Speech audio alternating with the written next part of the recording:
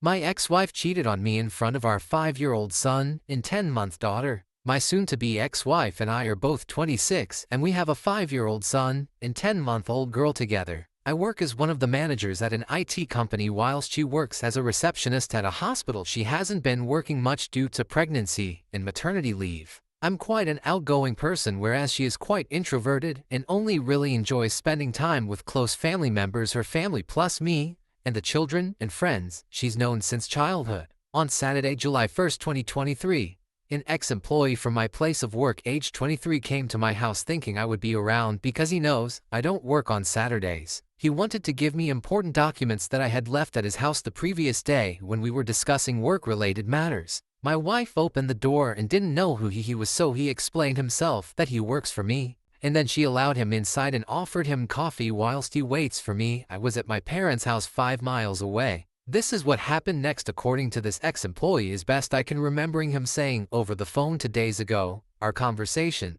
Employee: do you know about me and your wife? Me: what do you mean? Explain. Employee: remember that day last month when you weren't home and I came to drop off documents, and sorry, because I should have called you beforehand. Me: yes, so what? Employee: after your wife invited me in and offered to make coffee, we began to talk and quickly bonded over literature. She was very friendly, and I know what I'm about to tell you was very wrong of me to do, but we started kissing, and your son, who came into the living room at that moment, then asked who I was, and she told him not to worry, that he should just go watch TV. We then went upstairs and, slept together. Me: are you joking? Because if you're just trying to cause trouble, don't. Employee: no, it's not a lie. I just thought I would tell you because that little boy saw his mother with someone else, and years down the line, if you ever did find out, I wouldn't want you to think that I scared a little boy without caring. Remember that your wife is the married one, not me. I didn't force her. Me: I don't believe you at all. Employee: that is why I resigned 7th July, because I didn't know whether you knew or not and would rather resign than have a sacking on my record. Me: I'll ask her, and if true, I'll deal with you appropriately. Employee: okay, but like I said, I didn't force her, not did I do anything illegal. You won't hear from me again, sorry. I was livid with anger and hurt at the same time. This is an employee who only started working for me in May, and I'm certain she never even knew he existed up until that day. I asked her, who denied it at first, but then owned up to what happened after she realized the severity of the situation, including the employee quitting. She said she is very sorry and doesn't know what came over her. I then said, apparently our son saw you, and then she began crying. I said to her that I was going to stay with my parents for a few days whilst I decide what to do. My parents and even her family members too were very supportive of me and do not condone what she did. I've seen my son on FaceTime time and baby daughter too, and told them that I will be with them soon. I've decided that there is no coming back from this and will definitely get a divorce from my wife. But the only issue is custody and finances. I don't want to be like the many men who get a divorce due to the fault of their wives, only to lose the house and only see the kids on the weekends. How do I go about this to ensure I don't lose the house and that I see my kids as equally, if not more, than her?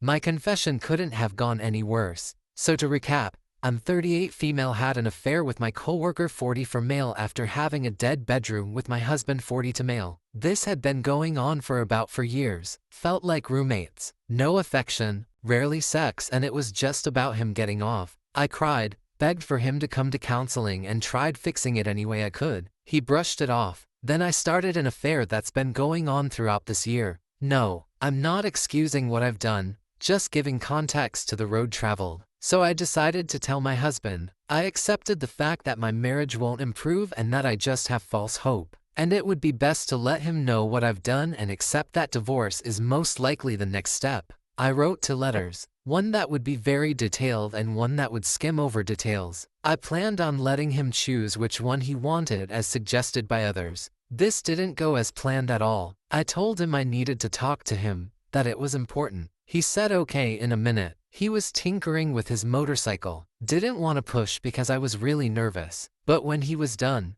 he was in the living room watching TV. I approached and told him we needed to talk. He said, what do you want? I'm watching TV. I told him it's important.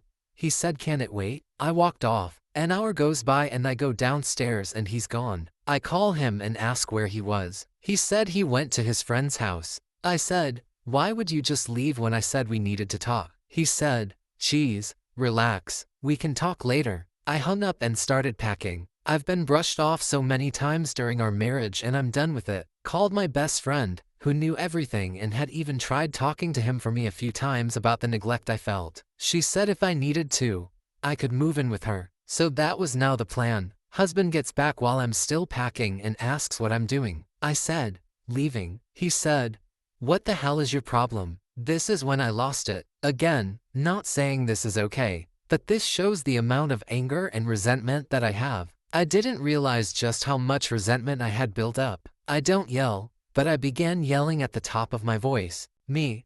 I'm fking done. I'm done being your fking roommate. I'm done begging you to show affection. I'm done begging to talk to you. I'm done trying to fix things by myself. He. Geez, you're so dramatic. Heaven forbid I can relax for a bit. Me. All you do is relax. That's fine, don't worry about it. I'm not bugging you anymore. He. God, what is it? Me. Don't worry about it. You never worried about it. Have laid next to you crying my eyes out begging for you to give a damn. Begging you to just hold me, kiss me, hug me. Hell FK me consistently. I've begged you to come to counseling or do anything that would show I'm not in this alone. He. Oh, here you go. Boo-hoo. If you're so unhappy, how about you find someone else to screw around with? Me. I have. He. What? Me. Since January. He. Are you serious? Me. Oh, now you care. Now that someone else has been doing what you were supposed to be doing, now you care. Nah, boo-hoo, right. The screaming match continued, and I showed him the letters that I had wrote, but just said bluntly what I had been doing. Again, I never yell, but I lost it. This was years of frustration triggered by being brushed off yet again. My best friend showed up. We were still arguing, grabbed my bags and left. I was still going off in the car the entire ride. When we got to her place, I fell to my knees and started screaming. This isn't what I wanted, over and over. Just completely broke. Because this really isn't what I wanted. I was so beyond happy when we got married. We were so in love. I don't know why it changed. And at this point it didn't matter. It was dead. And I helped kill it. My hope died right then too. People say, "Why don't you just leave?" It was hope. As silly as you may think, that is. It was hope that things would change.